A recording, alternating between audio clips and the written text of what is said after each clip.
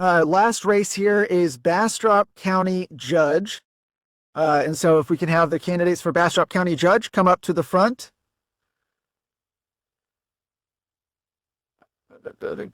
Gregory, and then Don. Okay.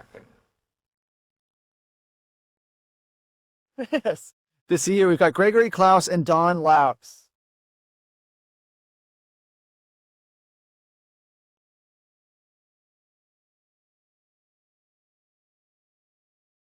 Good evening. Thank you for, you want to go first?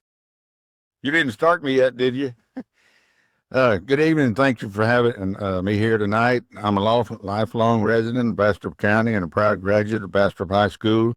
After graduation, I served the United States Navy, and today I'm proud to say I'm a Vietnam veteran. When my service was complete, I came back to Bastrop, which I call home. I spent my working life serving this community. I owned Klaus Heating and Air Conditioning for 30 years and continued working there for another 18 years after selling the business. For nearly 50 years, I've worked hard, showed up every day, and took care of the people right here in the county. That work ethic is the same one I bring to the county judge's office. As your county judge, I've focused on results. Right now, we're in the process of a 300-bed jail expansion. I did make the statement about a week ago that I thought our patrol deputies were understaffed, but I talked to Sheriff Cook, and we are fully staffed because of competitive pricing. Since I've been in office, we purchased land for a judicial center. We've had the creation of the Bastrop County Public Health Department, and we also established the Emergency Service District Number 3. And we're also improving our county animal shelter with upgrades and future expansion. Along with Commissioner's Court, I voted against the Austin Water Project to protect Bastrop County's interest. I believe in local control, responsible spending, and putting Bastrop County first always. I'm proud to work we've done, and I'm asking for your support so we can keep moving forward. Since I got a little bit more time, I'll tell you a little bit more about myself. Service has guided my life. I'm a lifelong member of the VFW, where I served for 12 years as commander. And for 25 years, you could find me on every Wednesday night calling bingo for the Ladies Auxiliary. This isn't, let's see. I've been a member of the Knights of Columbus. That's it. So I would appreciate your vote.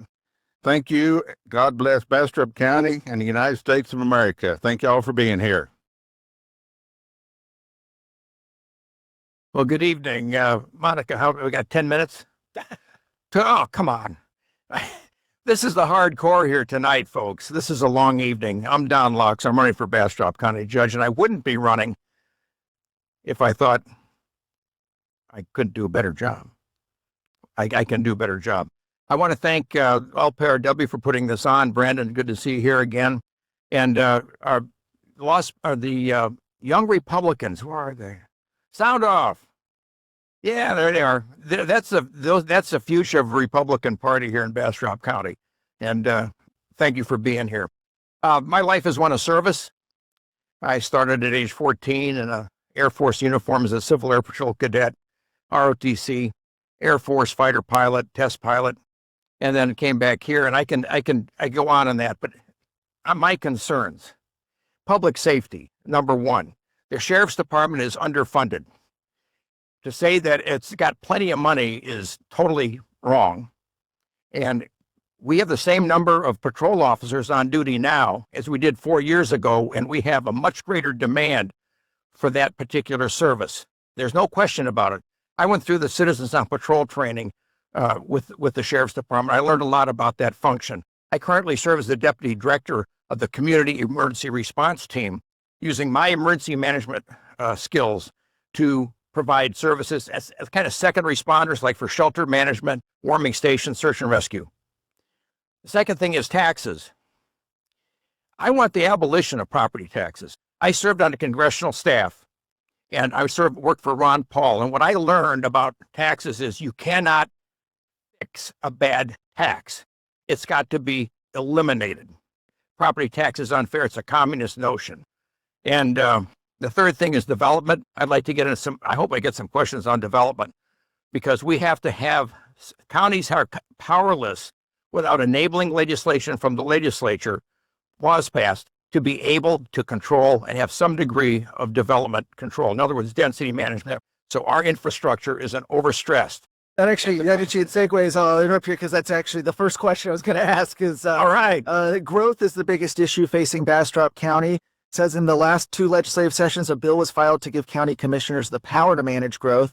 Commissioners unanimously supported it each time, but the county judge doesn't have a vote.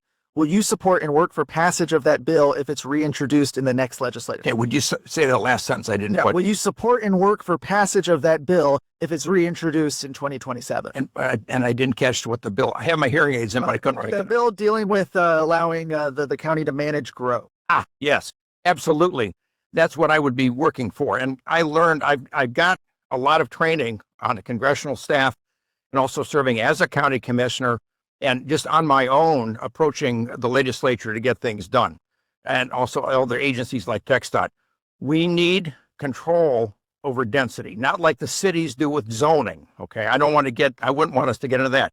But when you have a developer come in and replat a subdivision 5 times to starting out at 2.5 acres and then going down to 7 homes per acre, it's a stress on the infrastructure. You have to consider the demographics. What do the small homes have? They have a lot of kids. That's the stress on the schools. You have the school bus issues, more and more school buses running. That's something we need to really watch closely, and I will work with the legislature and get the county behind legislation to pass. Not just our county. I will work with other suburban and rural counties to make a coalition to get the relief we need.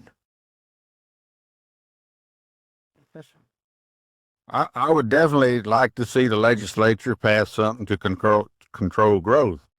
But how are you going to tell people you can't come to Bastrop County?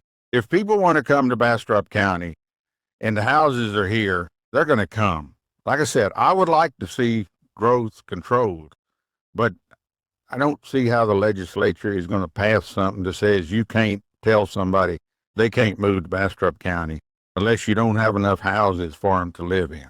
That's one way you can do it, but I can't see any other way to do that. Next question here. We'll start with you. If the sheriff requests 9 additional patrol deputies, as he has the past 2 budgets, will you reject the increase? I would vote for having more patrol deputies. I don't know whether the budget would sustain 9 of them, but I would definitely vote for more deputies because we definitely need. And another thing here, I was just heard that he said we don't have enough deputies. Because they hadn't been any more put on the billet. Well, up until this past year, the sheriff's department, and I'm not saying this because I love our sheriff. He's a good man. I'm not saying this because of that. We did not have the sheriff patrol deputy staff filled until I made a statement about a week ago that I thought we were about 3 or 4 deputies behind. And I talked to Sheriff Cook a couple of days ago, and he said, no, we're fully staffed on Sheriff's Patrol, which I'm glad to hear that. So I know the next time Sheriff Cook comes in front of me, he's going to ask for more deputies, which we're going to give him more deputies because I definitely believe in the safety of Bastrop County, and the more deputies we got, the more safety we got. So that's.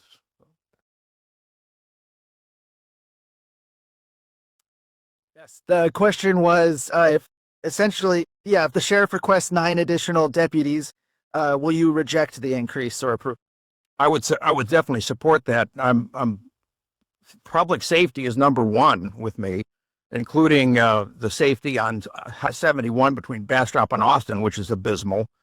As a side note, I created a delegation to address that with the state senator and with TxDOT. But we need more deputies. The problem with that is funding. What do you have to do to get more deputies? You have to put more money into the sheriff's department. Well, why is there not enough money? Because it's going to other places. We have to, I want to sit down and do a thorough review of our budget. And I want to know where all this money is going and what its use is. What a CBA, cost benefit analysis. You put so much money into something, and you get something out of it. How do you quantify it? It's dollars per unit. Okay. You put so many dollars in, what's the result? Quantify how the money is being used and the effectiveness of it. And if it's not being effective, then we have to look at cutting it and putting it somewhere else. Last question here. This is a good one. Will you audit the expenditure of taxpayer funds to NGOs and nonprofit organizations with the goal of eliminating taxpayer dollars going to entities they do not support? Okay, I think I understand that. I am very hesitant, especially for a county being a smaller form of government, to be putting money into an NGO, especially NGOs that are outside the county. We should not be sending money outside the county, to Travis County, for example. And an NGO should be able to be fully audited, not just for the money. If we send tax money to an NGO and they get money from other sources, then we need to be able to audit where that other money goes, because it's fungible. We put money in that enables them to use whatever money they get from other sources to use for something that the county didn't really intend in the first place. Does that make sense to you? Because it's a mishmash of things, but that's my understanding of it. And I would definitely take a very close look at organizations that receive county money. I would look at anything that receives county money, but especially those. Okay. Well, with the question, I just had to ask him what an NGO is, non-government organization. I don't know of a lot of money that goes to any non-government organization. Most of our money goes to things within the county. I don't know that of anything we support with county money. And another thing, if Mr. Locks wants to look at the budget, it's public knowledge. All he has to do is go to the county website and look at the budget, and he'll know where all the money is spent. The last budget, when I first got in office 1 year ago, the budget was real easy. The second year, it got harder. The third year, it got harder yet. And when we got finished with the first draft, it was it was about 200,000 over, and I thought, this is pretty good. Well, then you had all the commissioners, you had other departments coming wanting more money. So you got to stay within the budget. You got to spend what you got, and you got to try to keep the taxes low. And I've heard statements up here, do away with the taxes.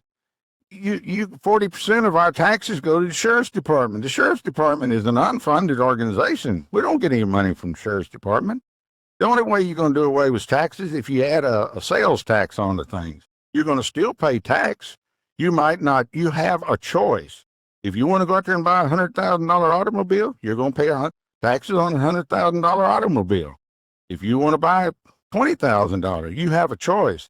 That is one thing I never did like about property taxes. You have no choice. But it's kind of like our ambulance service, the ESD3. It's another tax on your tax bill. But we had 5 ambulances in the Bastrop County. With this new ambulance service, this ESD3, they're going to try to put 12 boxes out there.